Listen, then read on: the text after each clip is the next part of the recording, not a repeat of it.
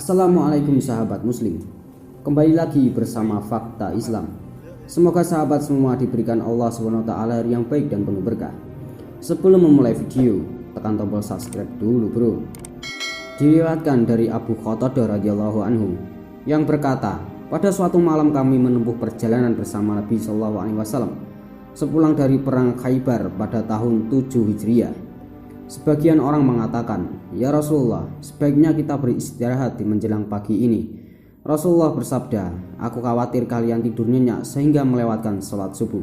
Kata Bilal, "Saya akan membangunkan kalian." Di saat semua terlelap, Bilal berusaha tetap terjaga dengan bersandar pada hewan tunggangannya. Namun ia justru ikut tertidur dengan pulasnya, sehingga tidak sadar jika waktu sudah menunjukkan lewat subuh. Nabi yang bangun duluan kaget bukan kepalangan, karena melihat busur tepian matahari sudah muncul. Nabi Muhammad SAW berkata, "Hai Bilal, mana bukti ucapanmu?" Bilal menjawab, "Saya tidak pernah tidur sepulas malam ini." Rasulullah SAW bersabda, "Sesungguhnya Allah mengambil nyawamu kapanpun Dia mau dan mengembalikannya kapanpun Dia mau. Hai Bilal, bangunlah dan suarakan adzan." Kemudian Rasul dan rombongan mengambil air wudhu dan melaksanakan sholat meski matahari agak meninggi sedikit dan bersinar putih. Hadis Sahih Imam Bukhari nomor 595. Hadis ini memberi pelajaran bahwa kelelahan hingga kantuk dan tertidur adalah sifat manusiawi. Ini bukan aib ataupun celah bagi siapapun, termasuk juga bagi seorang muslim.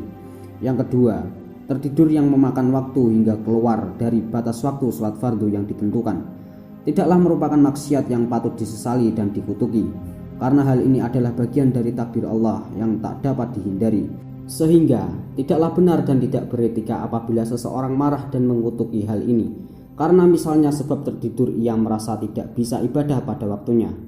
Yang ketiga, perkara ini menunjukkan bahwa seseorang bisa beribadah dan melakukan ketaatan itu karena memang Allah Ta'ala yang meridhoi hal itu.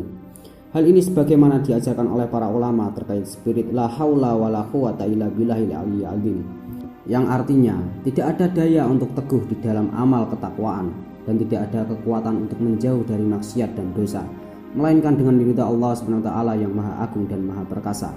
Keempat, untuk perkara ini syariat Islam mengajarkan qadha, sholat fardu, yaitu membayar atau mengganti sholat yang ditinggalkan dengan sholat serupa pada waktu yang lain. Maka apapun alasannya, selama hayat masih dikandung badan, wajib hukumnya seorang membayar sholat fardu yang ditinggalkan melalui qadha sholat. Kemudian Rasul dan rombongan mengambil air wudhu dan melaksanakan sholat meski matahari agak meninggi sedikit dan bersinar putih. Hadis Sahih Imam Bukhari nomor 595. Sekian dari kami. Wassalamualaikum warahmatullahi wabarakatuh.